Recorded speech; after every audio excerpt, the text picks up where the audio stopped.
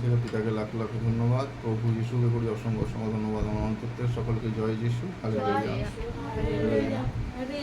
আমি তো এখন দেব বাক্য শিক্ষা গীত সংগীতা 105-1। সদাপ্রভুর স্তব করো, তাহার নামে ডাকো, জাতিগণের মধ্যে তাহার ক্রিয়া সকল জানাও।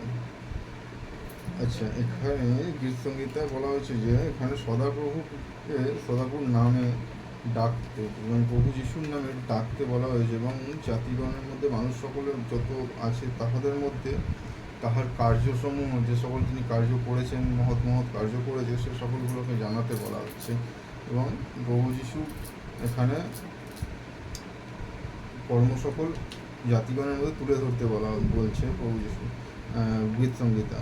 আর সদাপ্রভুর নামে স্তব করতে বলছে, তাহার নামে গান করতে বলছে, তাহার নামে স্তব গান করতে বলছে। আর তাহার উদ্দেশ্যে গীত গাও, তাহার প্রশংসা গান করো, তাহার আস্থকল আশ্চর্য কর্মধ্যান করো।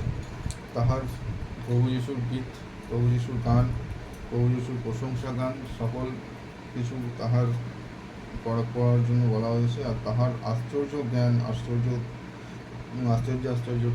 যে সকল কর্ম রয়েছে, মহৎ মহৎ কর্ম রয়েছে, সে সকলগুলোকে তুলে ধরতে বলা হয়েছে, সে সকলগুলো কর্ম করার জন্য বলছি গীত সংগীতা।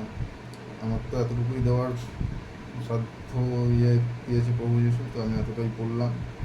তো আমার অন্তর থেকে সকলকে জয় যিশু, হালেলুয়া।